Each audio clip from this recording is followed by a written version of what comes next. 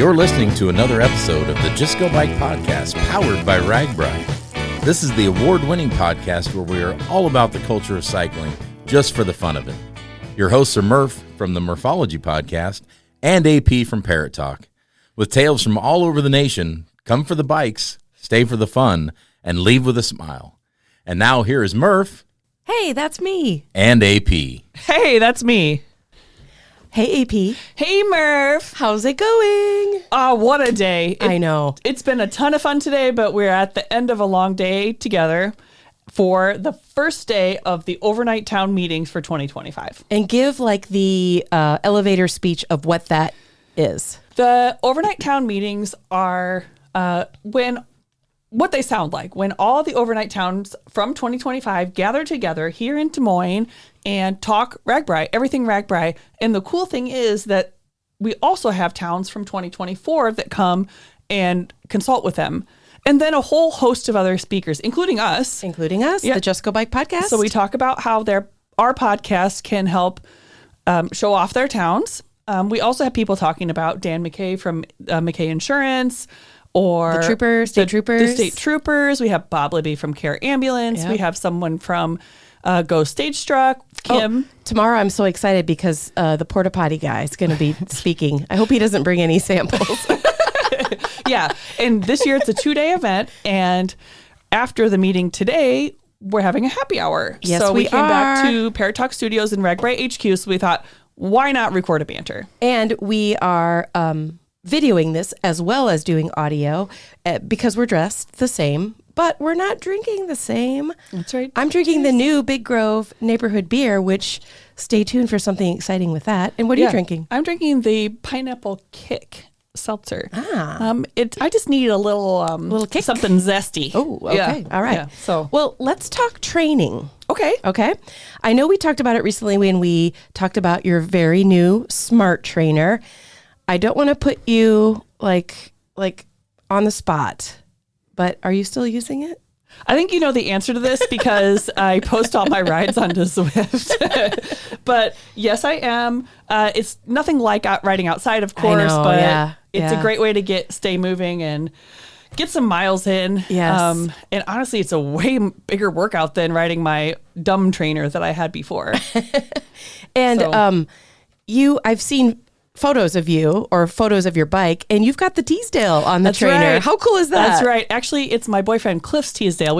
We're a 2 Teasdale household.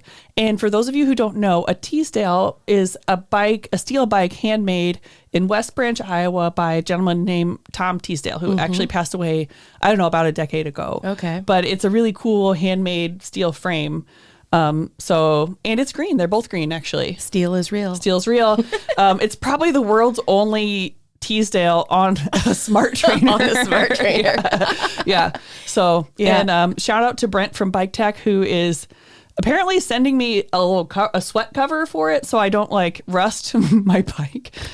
You sweat a lot. That's on actually pretty trainer. smart. Yeah. Good job, Brent. Yeah. I actually didn't think about it, but you know what? He's spot on because that's the one thing about riding on an indoor trainer that really surprised me. And I'm sorry if I've already said this, but I'm going to say it again.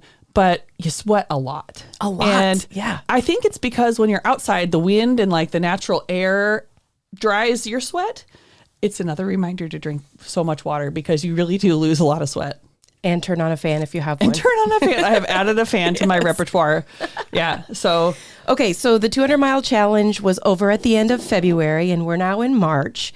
But for a lot of people, the training for RAGBRAI is just kicking off, or people are maybe just starting to think about how they're going to train. The weather isn't cooperating for many of us who want to be outside. So that's where we do the indoor trainer. That's right. In Iowa last week, for those of you who don't live here, we had a big blizzard, a pretty crazy blizzard. So yeah, no biking outside. But you and I did something really fun last weekend, which is we had a little meetup on Zwift. Yes, it was so fun. We kept it really kind of low key. I think there was maybe a dozen of us that did a meetup, which we talked about Zwift before. It's basically a virtual game and you are an avatar, like you're a bike. Anyway, so it was so much fun. We think we're going to do it again. So if that's something that you're interested in, keep your ears and your eyes open. Okay, eyes and ears on us. Yes. This time we only kept it in the 200-mile challenge Facebook page, but next time we'll invite everybody on our main Facebook page. Now that we know kind of how to do it. So stay tuned for more information on that. So speaking of training, Coach Ertl is on today's episode. That's so exciting. Coach Ertl has been with us for over 15 years. Wow. Giving us training advice on RAGBRAI. Wow. Yeah. Okay, so this is a spoiler alert, but I've already, he's going to be on the interview in just a moment. So I've already talked to him. He's been racing his bicycle for 52 years. Wow. That's so cool. So this guy knows his stuff. Yeah, this isn't some random guy that we picked out of nowhere. He's the real deal. Yeah. He knows his stuff, and also he's a lot of fun to talk to. So yes, he is. Yeah. So you can find his blog and his training plan on the RAGBRAI website, correct? That's right. If you go to ragbrai.com and you look up in the top right corner, it'll say training. There you go. Click easy, there. Yep. Easy peasy. Okay, well, I will also list those links in our show notes, but should we get to it? Yeah, let's go. I want to find out, am I doing good or bad with my training? You're doing good. Spoiler alert, you're doing good. All right. I'll take it. Let's go. A big welcome back to Coach David Ertl. Hey, Coach. Hey, how are you doing? Good. So glad to have you back on the podcast. And people who have been listening to this podcast for years know that at least once a year, you will come on and kind of get us ramped up for how to train for the current year's RAGBRAI. So welcome. Thanks. Good to be back. Well, before we get started, will you tell the listeners a bit about you and your background? Yeah, I've been involved in cycling pretty much all my life, which has been quite a while now. This is going to be my 52nd year of racing. Whoa. And 23rd year of coaching cyclists. Wow. So I guess that makes me old. I have that kind of resume. Or seasoned. You're seasoned. Yeah, that's better. Yes. And what is coaching a cyclist involve? Is it teaching them their muscles, their nutrition, their all of it? Well, I've done different types. I've been coaching individual cyclists all this time. I've also worked with various teams as well, such as charity ride groups and my race club team.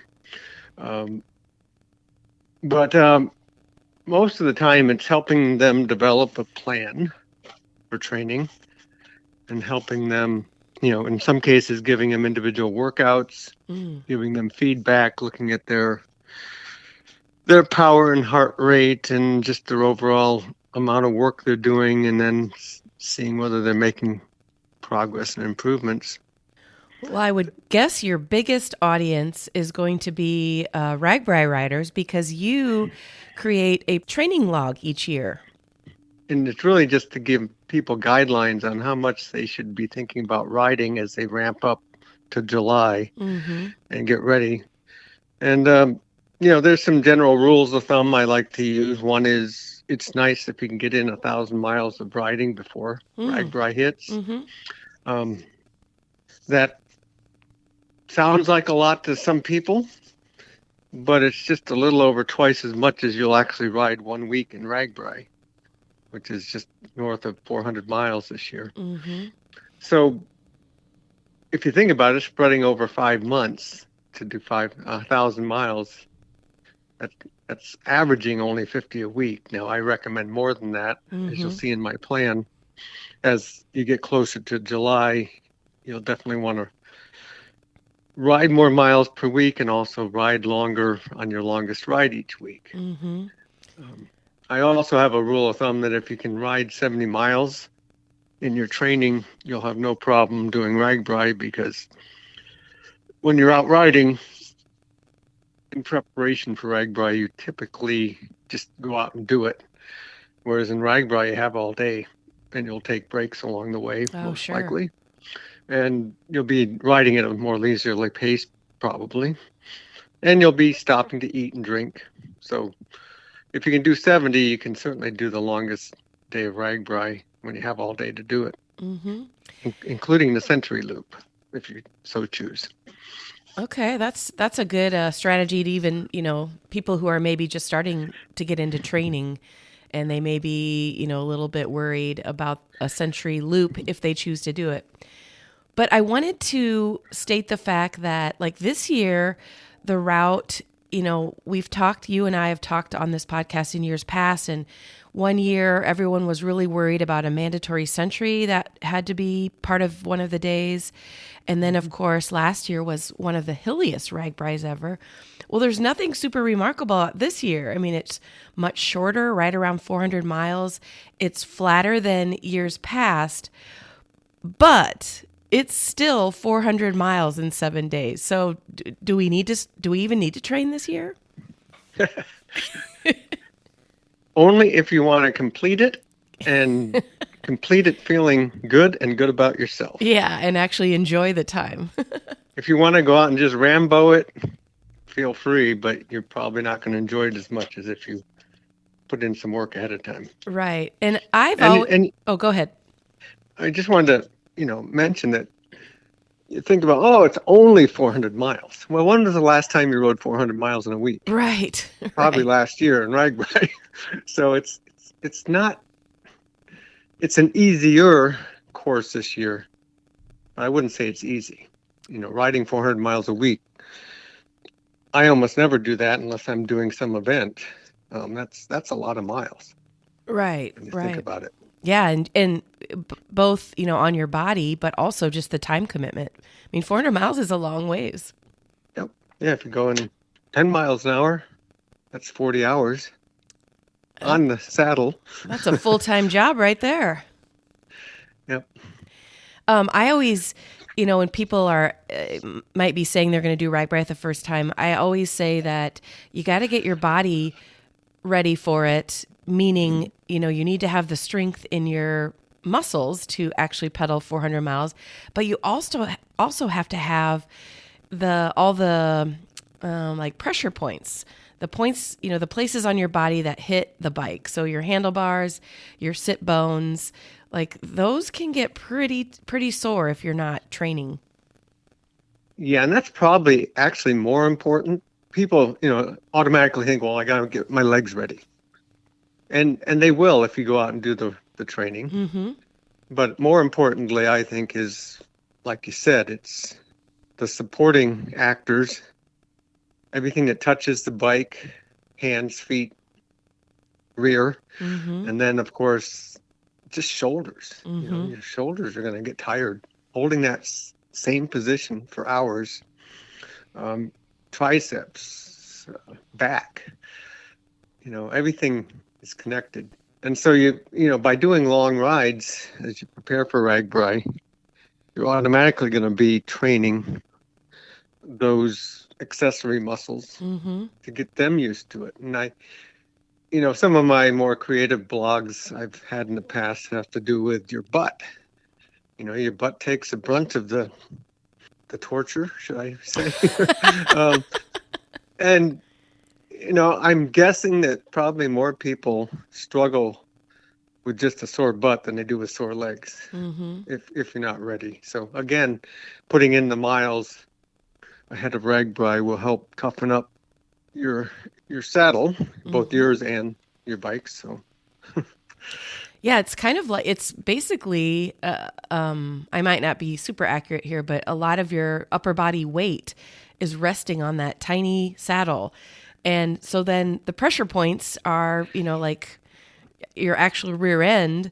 It's not your whole butt. It's just like a couple little places. So it definitely, when somebody talks about a saddle sore, that's kind of a bike ending incident. Yep. And that's another purpose of training, is to make sure everything's dialed in with your bike, your position, your clothing. If you're having trouble with an uncomfortable saddle, maybe you need to try a different one. And bike shops will help you try out different saddles, and maybe it's your bike shorts are not the best ones for you. So as you do your training, if you start to develop pains, And the same could be true for your hands. Maybe your bike position isn't right, or you need different gloves or whatever. But training is a great time to test everything out and making sure you're comfortable. Because that's really one of the key things. People ask, what kind of bike should I use? The best answer is the one that you're comfortable on. Right. It doesn't have to be the lightest or the fastest. I would pick a comfortable bike over a light bike anytime. Yeah, some of those like super fast bikes are also put your body in kind of not normal positions. Yeah, a little more aggressive position. You got to feel relaxed on the bike. Yeah, because you're going to be spending a lot of time on it. That's right. And, you're choosing to. Like, I always laugh when people are like, so what are you doing for your vacation? I'm like, oh, I'm riding my bike across Iowa. Like, some people think that that's crazy, but all of us here on this podcast and you, Coach Ertl, it is not crazy. It is one of the best vacations ever. Yeah, and it's a challenge. Of course, the greater the challenge, the greater the rewards. Yeah. After you complete it, you look back and you say, I did that. Like 400 miles this week. Yeah. That's more than we drive our cars most weeks. True. Yeah, that's for sure. So if anyone has been on the RAGBRAI.com website recently, they kind of did an overhaul. So it's kind of refreshed. And now there's actually a tab at the top that specifically says training. And I'm going to guess, Coach Ertl, most of what happens in that section is authored by you. Yeah, I think most of it is. I was glad to see that now it's real easy to find it. You just go to the main RAGBRAI.com page, and up on the upper right is a training link. And it has my blogs from this year, and I know they're working on repopulating it with previous ones as well, which I've done now for 16 years, I think. So there's a lot of them out there that will be repopulated, but at least this year's are in there, including the one with my training plan. And can you tell us a little bit about the training plan? Yes, it's like I said, it's a fairly generic plan. It doesn't say what to do every day, but what it does is suggests that you ride a couple days during the week and then both days of the weekend. And of course, the weekend ride will typically be longer if you work during the week. But mainly it just says, here's 4 days of riding a week. And it gives suggested mileage for each of those days and weeks. And it just gradually progresses from a very low number of miles up until you're doing like a 70-mile ride at the end of June as you approach RAGBRAI. And it, like I said, it's a guideline as much as a plan, but I've gotten really good feedback from people that it really helps give them a target to shoot for. And, for a lot of seasoned riders, it's not a challenge at all. A lot of people are already doing this much training. And if you've done RAGBRAI before multiple times, you know what you're in for and you know how to prepare for it. But this is really designed more for new people, beginners, those who haven't maybe taken on something like this before. Okay, so you mentioned, you have blogs that can kind of give people some, your thoughts on how they can be training. Is there an actual document that people could print off and maybe put next to their indoor bike or on their fridge? Yeah, so if you go to the RAGBRAI page and click on that training tab and then you scroll down, you'll see where it says 2025 training plan. So you can just click on that, and then it has my blog, and at the bottom it says download the RAGBRAI 2025 training plan. Oh, yeah. There's both a PDF and Excel version. The PDF is just a good one if you want to print it off and have something to reference. The Excel file you can use if you want to actually make notes on your computer in the document itself. You can track your training that way, but either way, it's the same thing. And the nice thing about this is you have your suggested miles for each week, a couple, 3 or 4 days a week. and then actual ridden. So then I could hang this on my fridge and be like, all right, I'm supposed to ride 5 miles a day, and I did 5.5 and, or whatever. Okay, here's a question I think super newbies might ask you. Let's say that, somebody has small children and there's no way they can ever exercise on Saturdays. They've got soccer practice and all that good stuff. Can you do your longer ride on a different day? Sure, whatever day works. Like I said, it's just set up mainly for people who work during the week and have weekends off. But you can do these on any days. It would probably actually be better if you can do it, is to spread out the long rides on maybe a Wednesday and a Sunday. Okay, example. Yeah. But do them whenever you can, and you can do more riding than this if you're wanting to. You can. I would suggest doing at least 3 days a week, though. I wouldn't go too much less than that. But the important thing is to try to get at least your long ride in each week and make it a little bit longer than the previous week. But you got to remember that, with RAGBRAI, you're riding every day a long way. And one of the advantages of doing a long ride Saturday and then again on Sunday is it helps train you to go out again that second day when you're tired from the previous day and still ride a long distance. So it's hard to replicate that if you're not doing at least 2 days in a row. And I would suggest as the season goes along, you try to do more than even 4 days a week if you can, 5 or 6. Yeah, because on actual RAGBRAI at 7, you're biking every day. Yeah. No, you don't have to try to replicate that, but you want to be in a position where you can do day after day and have enough stamina. But I'm not going to say go out and do 400 miles a week before RAGBRAI again. Right. Because, RAGBRAI is a special event. And like I said, you have all day. Yes. And I think we have 16 hours of daylight in July. So you've got a long time from dawn to dusk to get your 80 miles or whatever in. Yeah. And it definitely, in my experience, the more that I train, meaning the more time I have in the saddle before RAGBRAI, the more enjoyable RAGBRAI itself is. Because you're not as tired at the end of the day. You can go watch the band and eat all you want, get a good night's sleep, or even a half night's sleep, the way it is on RAGBRAI, and you're able to do it again. Yeah, and the word you just said, comfortable, is key. I mean, you want to enjoy it. I mean, you can do minimal training and go out and just blast through it and feel miserable or exhausted. Right. But what's the sense of that? I mean, the whole idea is to have fun. Right. I always say that, the ride is just something to do in between all the activities at night. Yeah. And throughout the day. I mean, every town has a festival. So when you look at your training plan, it looks like, your estimate would be to start training in February. So here we are, the beginning of March at the time of this recording. Certainly, it's not too late to start.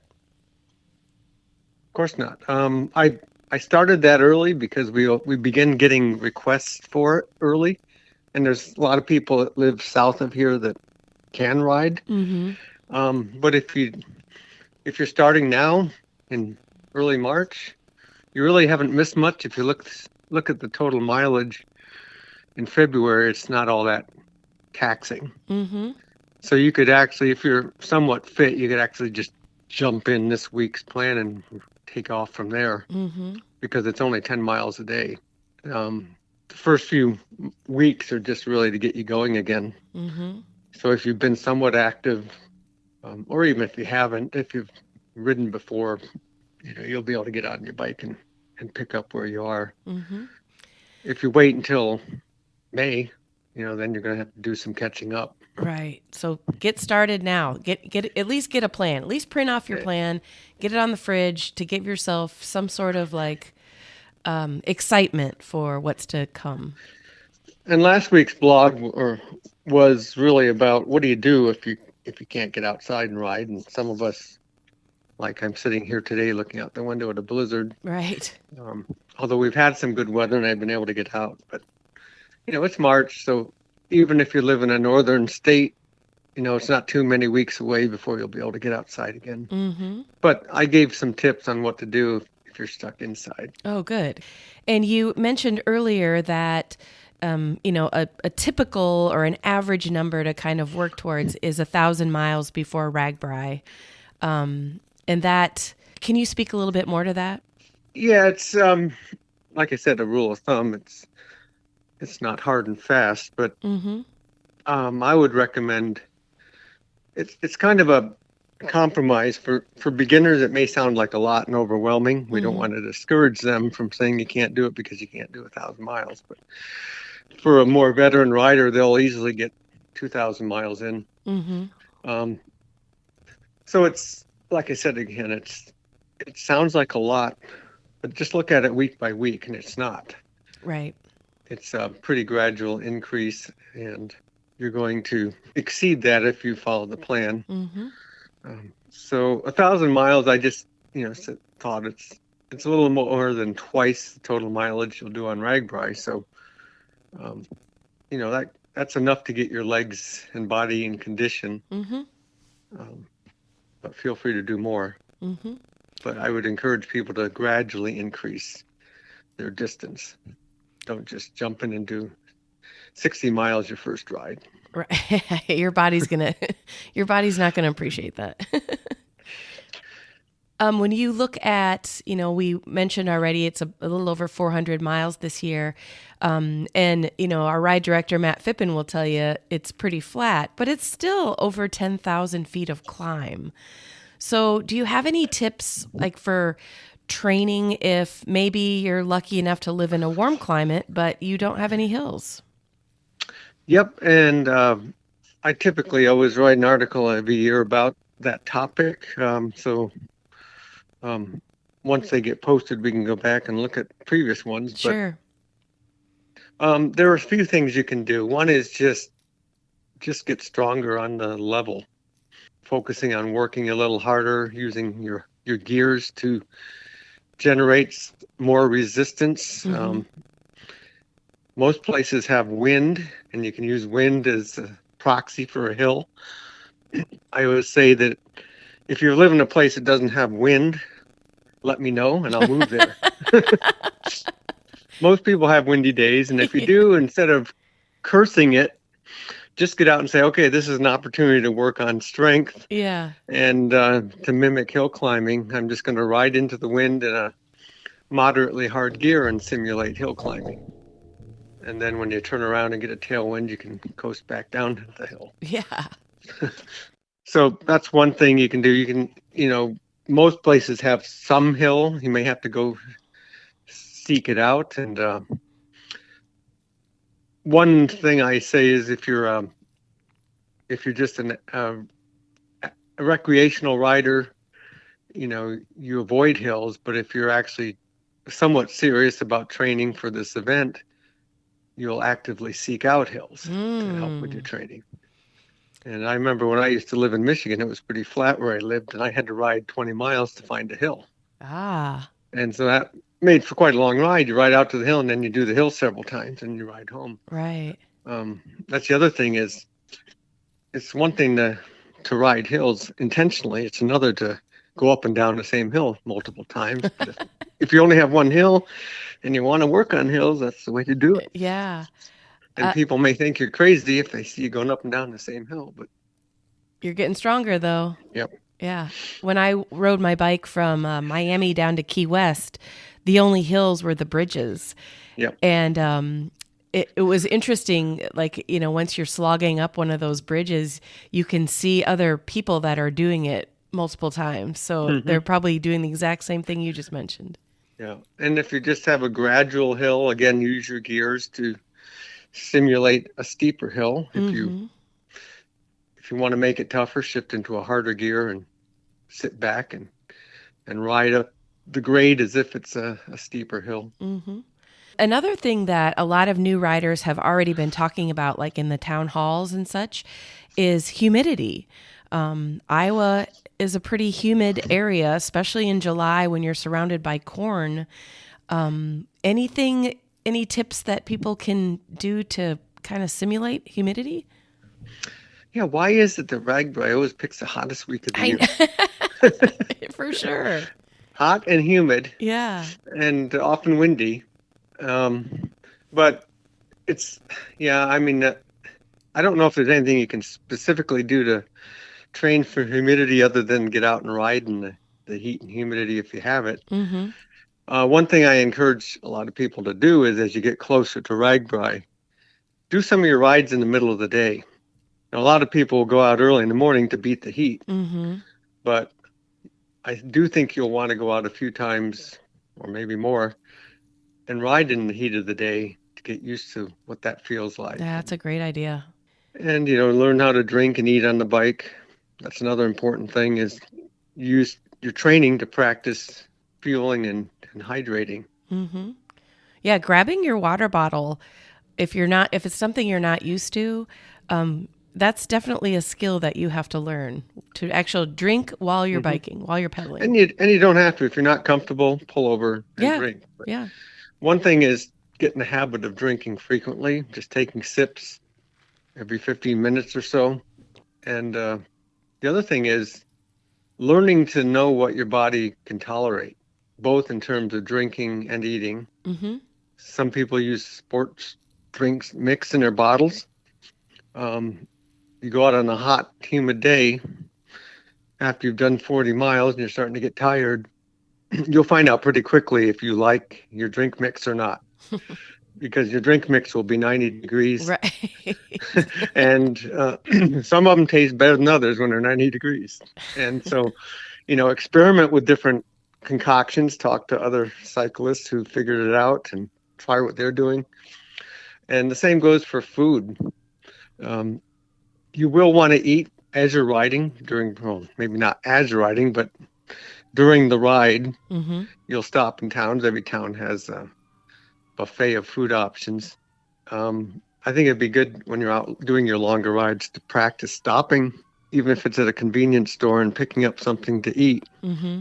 And you'll find out that, first of all, if you're hot and tired, you don't feel like eating. Yeah. So you need to find something that you do like, or at least can get down relatively easily, no matter what it is. And then you'll also have to figure out how you feel after you've done that. Is it sit in your stomach like a lump?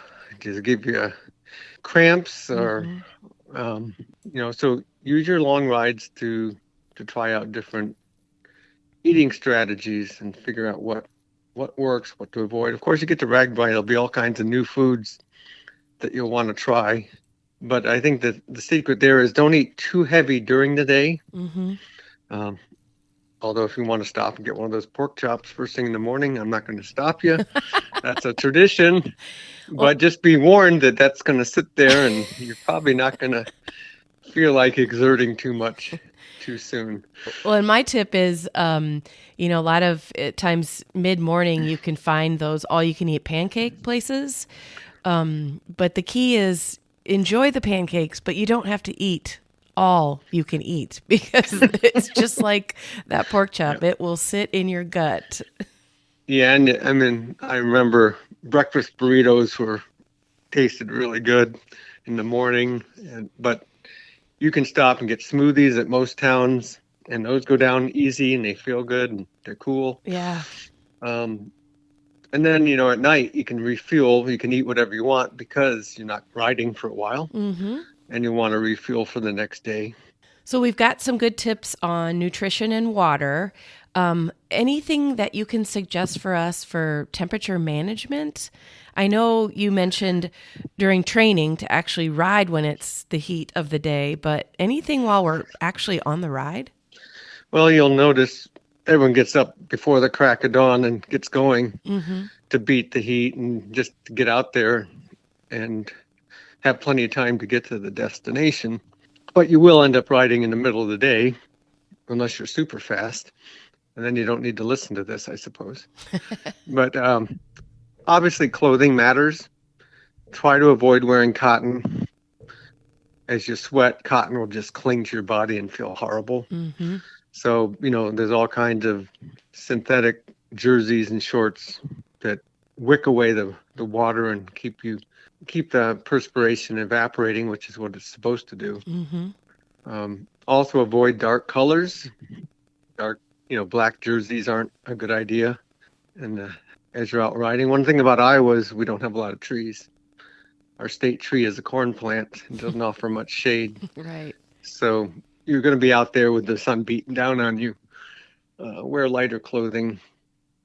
And I see a lot of people, even in the summer, wearing full-length leggings, tights. And I'm wondering why, unless they have a circulation issue. I would recommend against that. You want as much evaporation taking place on your whole body as possible. So you also have to balance that with, sun protection. Sure. If you go out with sleeveless shirts, make sure you have done that in training so you've built up some kind of a tan. You're not out roasting yourself on RAGBRAI. Yeah, there's nothing worse than getting too much sun on the first day, and then you've got the rest of the week ahead of you. Yep. Last question or last topic is pacing. Let's say you are part of a team and the team loves to go as fast as they can, and you don't like that. Well, don't feel obligated to do that, because what you're going to do is burn yourself out, either the first day or the first 10 miles of each day. And you're going to end up riding by yourself anyway if you can't keep up. So figure out on your training ride what a comfortable pace is, whether it's 10 miles an hour or 15 miles an hour. And, if you can't keep up with other people, don't. You'll just tire yourself out. And sometimes riding by yourself, it gives you the opportunity to meet up with other people. Yeah, for sure. And it's always fun to strike up conversations and find out where people are from. Yeah, you're never really alone. As long as you know where your team is going to be at the end of the day, you can have as much fun, maybe even more fun occasionally when you meet new people. And another option is, if you got a fast group, they may ride fast, but then they hang out in towns and you can catch up with them. Oh, you sure. may take a little shorter stop, but, regroup with them and at each town you go through. I remember one of the very first times I rode a leg of RAGBRAI was when I was going to college at Iowa State, and it came into Ames. So I got done with my work that day, and I rode out on the course about 10 miles and turned around and rode back with some people. And we were hauling. We were really flying in, and we get into town, and I said, "You guys are so fast. Why are you finishing at 6 o'clock at night?" He said, that town we just rode by? That was the first one we didn't stop at. So sometimes people who ride fast, they ride fast, but then they get to stop and enjoy themselves and take time to do the, take in what each town has to offer. Yeah, and each town is working so hard to, have a festival-like atmosphere and have food and entertainment. So, everyone can do RAGBRAI how they want to do it, but I feel like a lot of it's the riding, but so much more it's experiencing what Iowa has to offer. Yeah, you could probably say there's no wrong way to do it, but there probably is a wrong way to do it, and that's to not be prepared and be miserable. Yes. And not enjoy it. That's doing it wrong. Yes. Okay, so as a reminder, if you go to ragbrai.com, and then at the very top, one of the buttons you can click is just called Training, and you can find Coach Ertl's training blogs and as well his training plans. So if people want to reach out to you, do you offer that option? Like, do you coach? Are you taking on new clients? I am. If somebody wants that kind of personalized coaching, I do offer that. You can reach me at my email is cyclecoach, CYCLECOACH @hotmail.com.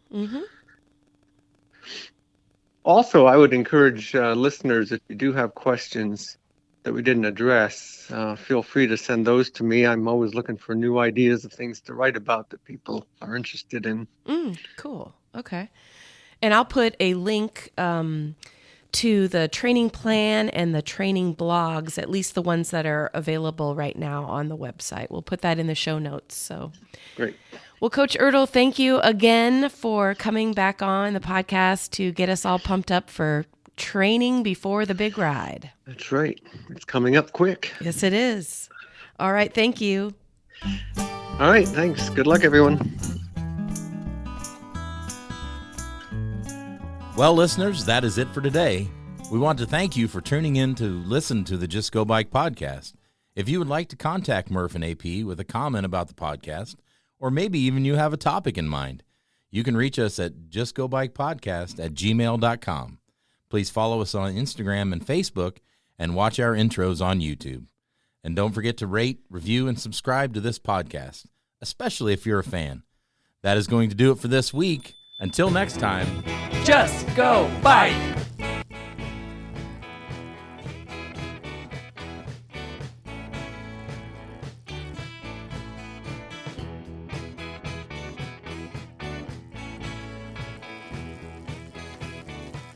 theme song by Ryan Steer, logo by Suzanne Milosevic, produced by Kathy Murphy, social media by Andrea Parrott, intro by Pumpkin. Until next time, just go bike.